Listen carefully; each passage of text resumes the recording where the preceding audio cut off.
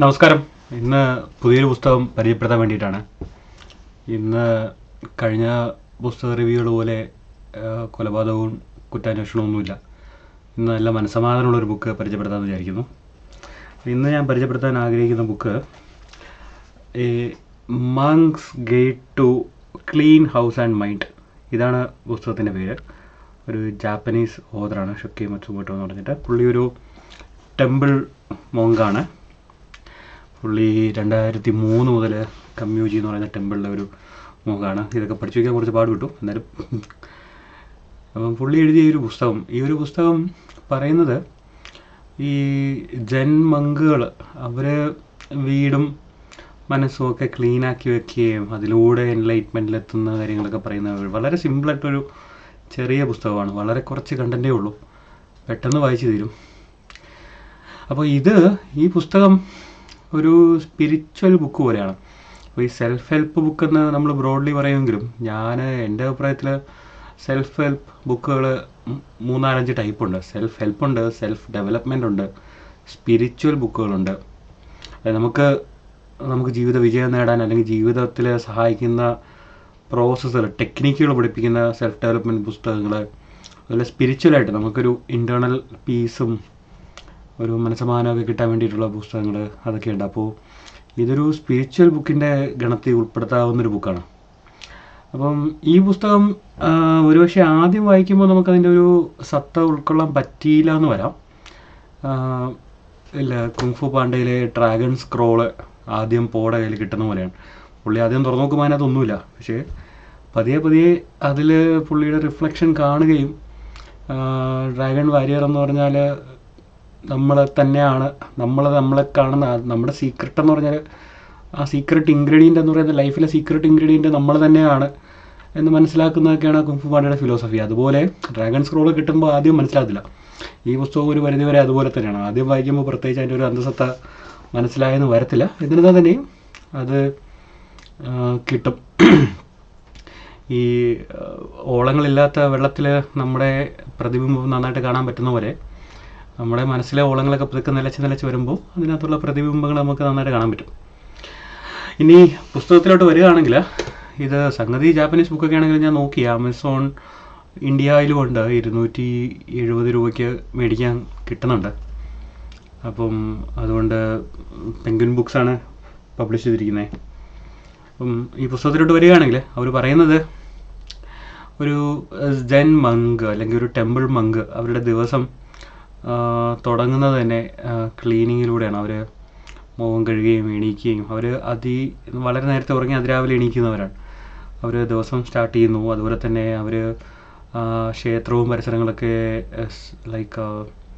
വളരെ സ്പോട്ട്ലെസ് ആയിട്ട് തൂത്ത് വൃത്തിയാക്കി വയ്ക്കുകയും അവരുടെ ടെമ്പിൾ ഹാളുകൾ പോളിഷ് ചെയ്ത് വയ്ക്കുകയും അവരുടെ ക്ഷേത്രങ്ങൾക്ക് ചുറ്റുമുള്ള പൂന്തോട്ടങ്ങൾ വളരെ നന്നായി വൃത്തിയാക്കി ഒരു ഇല പോലും കൊഴിഞ്ഞു കിടക്കുന്ന രീതിയിൽ അതെല്ലാം മാറ്റി വളരെ വൃത്തിയായിട്ട് വെക്കുകയും. അപ്പോൾ ആ ഒരു ദിവസം മുഴുവൻ അവർ ആ ഒരു പ്രവൃത്തികളിൽ ഏർപ്പെടുന്നതിലൂടെ അവർക്ക് കിട്ടുന്ന ഒരു എൻലൈറ്റ്മെൻറ്റും ഒരു മനസ്സമാധാനമൊക്കെയാണ് പുള്ളി പറഞ്ഞു വെക്കുന്നത്. നമ്മളിപ്പോൾ ഇൻസ്റ്റാഗ്രാമിലൊക്കെ കാണുവാണെങ്കിലും ഒരുപാട് ജെൻ അല്ലെങ്കിൽ ജാപ്പനീസ് ടെമ്പിൾ കാണുവാണെങ്കിൽ അതൊക്കെ വളരെ നല്ല സ്പോട്ട്ലെസ്, നല്ല വൃത്തിയുള്ളതായിട്ട് തോന്നിയിട്ടില്ലേ? അപ്പോൾ അതുപോലെ തന്നെ നമ്മൾ വൃത്തിയാക്കുന്ന ആ ഒരു കാഷായ വസ്ത്രമൊക്കെ ഇട്ട് തലയൊക്കെ മുണ്ടനം ചെയ്ത് തലയൊക്കെ മുട്ടയടിച്ച് മങ്കുകൾ അവിടെ നിന്ന് വൃത്തിയാക്കുന്നതൊക്കെ നമ്മൾ സബ് കണ്ടിട്ടുണ്ടാവും. എന്നിരുന്നാൽ തന്നെയും അതാണ് അവരുടെ എൻലൈറ്റനിങ് പ്രോസസ്സ്. അതാണ് ഈ പുസ്തകം പറഞ്ഞു വെക്കുന്നത്. അപ്പോൾ ഈ ജാപ്പനീസ് ആൾക്കാർ അവരുടെ കൾച്ചറിൽ ക്ലീനിങ് എന്ന് പറയുന്നത് ഒരു ചോറല്ല, അവരുടെ ഒരു ടാസ്ക് അല്ല, അത് അവരുടെ ഒരു കൾച്ചറിൻ്റെ ഭാഗമാണ്. സ്കൂളുകളിലാണെങ്കിലും കുട്ടികൾ ഒരുമിച്ച് സ്കൂൾ വൃത്തിയാക്കി അങ്ങനെയൊക്കെ ചെയ്യുന്ന പരിപാടികളൊക്കെ അവർക്കുണ്ട്. അവരുടെ കൾച്ചറിൻ്റെ ഭാഗമാണത്. ജാപ്പനീസ് ആൾക്കാർ അവരെ പറ്റി പറയുകയാണെങ്കിൽ സെക്കൻഡ് വേൾഡ് വാറിൽ അവർ കാണിച്ച കുറച്ച് അട്രോസിറ്റി അടുത്തൊക്കെ എനിക്ക് കുറച്ച് ഡിസഗ്രിമെൻറ്റ്സ് ഒക്കെ ഉണ്ടെങ്കിലും ഇൻ ജനറൽ അവരുടെ ഫിലോസഫിയൊക്കെ എനിക്ക് ഒരുപാട് ഇഷ്ടമാണ്, ഒരുപാട് അപ്രീഷിയേറ്റ് ചെയ്താണ്. അവരുടെ കൈസൻ, വാബിസാപ്പി, ഇക്കിഗായ് ഇതുപോലുള്ള കാര്യങ്ങളൊക്കെ എനിക്ക് ഒരുപാട് റിലേറ്റ് ചെയ്യാൻ പറ്റിയിട്ടുള്ള കാര്യങ്ങളാണ്. അപ്പോൾ ഒരു ജെൻ മങ്ക് അല്ലെങ്കിൽ ഒരു ജെൻ മങ്കിലോട്ട് എത്തുന്ന ഒരാൾ, ജെൻ അപ്രൻറ്റിസ് അതാണ് അവർ പറയുന്നത്. അതിനൊരു ജാപ്പനീസ് ടൈമൊക്കെ ഉണ്ട്, എനിക്ക് ഓർമ്മയില്ല. ഓക്കെ, അപ്രൻറ്റിസ് എന്ന് പറഞ്ഞാൽ പെട്ടെന്ന് ഫ്രണ്ട്സ് സിനിമയിലെ ലാസർ ഇളയപ്പനെ ഓർമ്മ വന്നു. അപ്പം അതുപോലുള്ള അപ്രൻറ്റിസുകൾ, ജെൻ മങ്കുകളാകാൻ വരുന്ന അപ്രൻറ്റിസുകൾ, അവർ രാവിലെ എണീക്കുന്നു, അവർ മുഖം കഴുകി അവരുടെ ഡ്രസ്സൊക്കെ ഇട്ട് അവർ അന്നത്തെ ദിവസത്തെ ക്ലീനിങ് ആക്ടിവികളും ടെമ്പിളിലെ സർവീസുകളൊക്കെ ചെയ്യാൻ വേണ്ടിയിട്ട് നടക്കുന്നതൊക്കെയാണ് അവർ അത് പറഞ്ഞു തുടങ്ങുന്നത് ഈ പുസ്തകം. അപ്പോൾ അതിനോടൊപ്പം തന്നെ പുള്ളി പാരലലി പറയുന്നുണ്ട്, നമ്മുടെ ഹ്യൂമൻസ്, നമുക്ക് ഷെൽട്ടർ ഉണ്ടെങ്കിൽ നമുക്ക് ജീവിക്കാൻ പറ്റത്തുള്ളൂ. വളരെ വീക്കായിട്ടുള്ള ആൾക്കാരാണ്, അല്ലാതെ ഈ കടുവയും പുലിയൊക്കെ പോലെ നാട്ടിൽ കടലിൽ ഇങ്ങനെ അലഞ്ഞു തിരിഞ്ഞ് നടക്കാനൊന്നും ജീവിക്കാൻ പറ്റില്ല. നമ്മൾ ഒരു ഹ്യൂമൻസിന് ഷെൽട്ടർ വേണം. അപ്പോൾ എന്തുകൊണ്ട് നമ്മൾ ആ ഷെൽട്ടർ വളരെ വൃത്തിയായിട്ടും കാര്യമായിട്ടൊക്കെ വെക്കണം എന്നുള്ളതിനെ പറ്റി പറഞ്ഞു തുടങ്ങുന്നു. പിന്നെ അതിൻ്റെ ടൂൾസും കാര്യങ്ങളൊക്കെ പറയാം. അവർ ഉപയോഗിക്കുന്ന ക്ലീനിങ്ങിൻ്റെ സമയത്ത് ഉപയോഗിക്കുന്ന വേഷം, അതുപോലെ തന്നെ ക്ലീൻ ചെയ്യാൻ ഉപയോഗിക്കുന്ന ടൗലുകൾ, അതുപോലെ തന്നെ അവർ ഉപയോഗിക്കുന്ന മെതിയടി, പാദരക്ഷകൾ, സെറ്റ, സാൻഡൽ എന്നൊക്കെ പറഞ്ഞിട്ട് ഇതൊക്കെ ഞാൻ നോക്കിയപ്പോൾ നമുക്ക് ഇന്ത്യയിലും മേടിക്കാനൊക്കെ കിട്ടും, പക്ഷേ വളരെ വില കൂടുതലാണ്. അതിൻ്റെ ആവശ്യമൊന്നുമില്ല. നമുക്ക് സാധാരണ നമ്മുടെ ബനിയനും പജാമയോ ലുങ്കിയോ കൊടുത്തുകൊണ്ട് ചെയ്യാവുന്ന കാര്യങ്ങളൊക്കെ ഉള്ളൂ. അല്ലാതെ പുസ്തകം മേടിച്ചെന്ന് കരുതി ആരും ഈ സമൂഹ റോബും കിമോണോയും ഒന്നും അന്വേഷിച്ച് നടക്കുകയൊന്നും വേണ്ട. എന്നാൽ തന്നെയും ഞാൻ പറഞ്ഞതേ ഉള്ളൂ.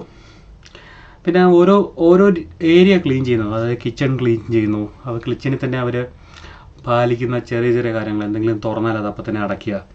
അതുപോലെ തന്നെ സിങ്ക് ക്ലീൻ ചെയ്യുന്നത് അതെങ്ങനെയാണ്, അവർ ബേക്കിംഗ് സോഡ ഉപയോഗിച്ചൊക്കെയാണ് അവർ ക്ലീൻ ചെയ്യുന്നത്. അതുപോലെ തന്നെ ബാത്റൂം, അതുപോലെ തന്നെ അവർ പറഞ്ഞു വയ്ക്കുന്ന മറ്റു കാര്യം ഒരു 3 മാൻഡേഴ്സ് ഓഫ് സൈലൻസ് എന്ന് പറയും. അതായത് സൈലൻസ് ഒബ്സർവ് ചെയ്യേണ്ട 3 സ്ഥലങ്ങൾ ഒരു ബുദ്ധിസ്റ്റ് ടെമ്പിളിൽ, അതായത് അവരുടെ ഒരു ജോഡോ ഹാൾ, അവർ പ്രാർത്ഥിക്കുകയും ഉറങ്ങുകയും അവർ വിശ്രമിക്കുകയൊക്കെ ചെയ്യുന്ന ഒരു ഹാളുണ്ട്. അതുപോലെ തന്നെ അവരുടെ ടോയ്ലറ്റ്, അവരുടെ ബാത്റൂം, ഇവിടെയൊക്കെ സൈലൻസ് കീപ്പ് ചെയ്യേണ്ട 3 സ്ഥലങ്ങളാണ്. അവരുടെ ഒരു അബ്സല്യൂട്ട് സൈലൻസ് ആയിരിക്കണം എന്നവർ ടെമ്പിളിലെ നിയമങ്ങളിലുള്ളതാണ്. അപ്പം ഇതിനെല്ലാം അവർക്ക് തമ്മിൽ കണക്ട് ചെയ്യുന്ന വാട്ടറും, അപ്പം ഈ ബാത്റൂമിൻ്റെ ഇമ്പോർട്ടൻസും, അതായത് വെള്ളം ഒഴുകുന്ന പോലെയും വെള്ളത്തിൻ്റെ സൗണ്ടും അതിനെ നമ്മൾ പ്രകൃതിയായിട്ട് കണക്ട് ചെയ്യുന്നതായിട്ടൊക്കെ വെച്ചിട്ടൊക്കെയാണ് അവർ എഴുതിയിരിക്കുന്നത്. നമ്മൾ കയറുന്നു, ഒരു 3-4 തൊട്ടി വെള്ളം ഒഴിക്കുന്നു, സോപ്പ് തേക്കുന്നു, ഇറങ്ങി പോരുന്നു. പക്ഷെ അവരങ്ങനെയല്ല. അവരതിനൊരു മെഡിറ്റേഷൻ പ്രോസസ്സായിട്ടാണ് അവർ കണക്കാക്കുന്നത്. ആ കുളിക്കുന്ന ആക്ടിവിറ്റി, അത് കഴിഞ്ഞിട്ട് കുളിച്ച സ്ഥലം വൃത്തിയാക്കുന്നത്, അതുപോലെ തന്നെ ടോയ്ലറ്റൊക്കെ ആണെങ്കിൽ തന്നെ നമ്മൾ അകത്തോട്ട് കയറിയുമ്പോൾ ഉണ്ടായിരുന്നതിനേക്കാൾ വൃത്തിയായിട്ട് വേണം നമ്മളത് ഇറങ്ങി വരാൻ എന്നാണ് അവർ പറയുന്നത്. അതുപോലെ തന്നെ വീട്ടിലെ മറ്റു കാര്യങ്ങൾ, അതായത് ഫ്ലോസ്, വിൻഡോസ്, അതുപോലെ ഗ്ലാസ്സുകൾ, ക്ലോത്ത്, പിന്നെ യൂട്ടൻസിൽസ്, തുണികൾ, ഇതൊക്കെ വൃത്തിയാക്കുന്നത് അവരെന്തൊക്കെയാണ് വൃത്തിയാക്കുന്നത്, അവരുടെ പ്രത്യേകത. ഇപ്പോൾ അവർ വെള്ള നിറത്തിലുള്ള അടിവസ്ത്രങ്ങളൊക്കെ ധരിക്കാറുള്ളൂ. അതിന് റീസൺസും കാര്യങ്ങളൊക്കെ പറയുന്നുണ്ട്.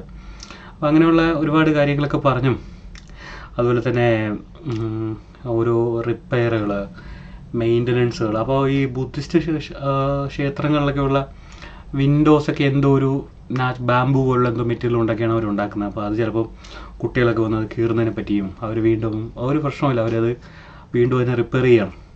അപ്പോൾ അങ്ങനെയുള്ള കാര്യങ്ങൾ. അതുപോലെ തന്നെ അവരുടെ ബോഡി അവർ ടേക്ക് കെയർ ചെയ്യുന്നത്, രാവിലെ കുളിക്കുന്നു, അതുപോലെ തന്നെ തലമുണ്ടനം ചെയ്യുന്നു, അതുപോലെ കൃത്യമായിട്ട് ഉറങ്ങുന്നതിനെ പറ്റി, ഇങ്ങനെയുള്ള കാര്യങ്ങൾ. അതുപോലെ ഈ ടെമ്പിളിലെ ഓരോ സെക്ഷനിലും ആൾക്കാരിങ്ങനെ മാറി മാറി വരും, റോൾ ചേഞ്ചുകൾ വരുന്നത്. അങ്ങനെ അവർ ഈ ബുദ്ധൻ്റെ ഒരുപാട് ശിഷ്യന്മാർ ഇങ്ങനെ ഈ ഒരു ബ്രൂമിങ്, ഒരു തൂത്തുകൊണ്ട് നിൽക്കുന്ന ആക്ടിവിറ്റിക്ക് ഇടയിൽ എൻലൈറ്റ്മെൻറ്റ് കിട്ടിയെന്നാണ് ഇയാൾ പറഞ്ഞു വെക്കുന്നത്. അപ്പോൾ ഇതിനുശേഷം ഈ ഒരു പുസ്തകം എനിക്ക് ഒരുപാട് ഇഷ്ടപ്പെടാൻ കാരണം, ഈ ഒരു പുസ്തകത്തിന് പല കാര്യങ്ങളും, ഞാനിപ്പോൾ എല്ലാം മെറ്റിക്കുലസ് ആണ് വെച്ചിരിക്കണമെന്ന് വെച്ചാൽ ആയിരിക്കില്ല, അലങ്കോലമായിട്ട് ഇടാറുണ്ട്. എന്നിരുന്നാൽ തന്നെയും ക്ലീനിങ് ജോലികൾ ഞാൻ ഒരുപാട് എൻജോയ് ചെയ്യാറുണ്ട്. ഇപ്പം പാത്രം കഴുകുന്നതായാലും ഒരു ഉള്ളി മുറിക്കുന്നതായാലും, ഞാൻ ജോലി ടാസ്ക് തീർക്കുക എന്നുള്ളതല്ല, ഞാൻ അവിടെ ഇരുന്ന് അതിൻ്റെ ഒരു സമയമെടുത്ത് എൻജോയ് ചെയ്ത് ചെയ്യാൻ എപ്പോഴും ശ്രമിക്കാറുണ്ട്. അപ്പോൾ ആ ഒരു ശീലമൊക്കെ, ആ ഒരു മനസ്സമാധാനമൊക്കെ എനിക്ക് കിട്ടിയത് ഈ ഒരു ഓൾറെഡി ആ മനസ്സമാധാനം കിട്ടുന്നുണ്ടായിരുന്നു. ഈ ബുക്ക് വായിച്ചപ്പോൾ എങ്ങനെയോ ആ ഒരു റൈറ്റ് ട്രാക്കിലാണ് ഞാൻ പോകുന്നത്. ആ ഒരു സ്പിരിച്വാലിറ്റി അല്ലെങ്കിൽ ആ ഒരു ഇന്നർ പീസിലോട്ട് എത്തുന്നുണ്ട് എന്നെനിക്ക് മനസ്സിലായിട്ടുണ്ട്. അപ്പോൾ ഇത്രയൊക്കെ ഉള്ളൂ ഈ ബുക്കിനെ പറ്റി പറയാൻ. ആദ്യം ഒന്നും മനസ്സിലായില്ല എന്ന് വരാം. വളരെ സിമ്പിളായിട്ടുള്ള ഒരു കാര്യങ്ങളും അവരുടെ പ്രാക്ടീസുകളും അവരുടെ ഒരു പുസ്തകം പറയുന്ന പോലെ ഒരു മങ്കിൻ്റെ ഗൈഡാണ്, ഒരു വൃത്തിയുള്ള മനസ്സും വൃത്തിയുള്ള വീടും. അപ്പോൾ ഈ ഒരു പുസ്തകം ഉൾക്കൊണ്ട് അതൊക്കെ അനുസരിച്ച് നമുക്ക് ജീവിക്കാൻ പറ്റുകയാണെങ്കിൽ ഒരു വെടിക്ക് രണ്ട് പക്ഷി എന്ന് പറയുന്ന പോലെ നല്ലൊരു വൃത്തിയുള്ളൊരു വീടും കിട്ടും, നല്ല മനസ്സമാനമുള്ളൊരു മനസ്സും കിട്ടും. അതുകൊണ്ട് ഒന്ന് നോക്കി നോക്കുക. Thank you.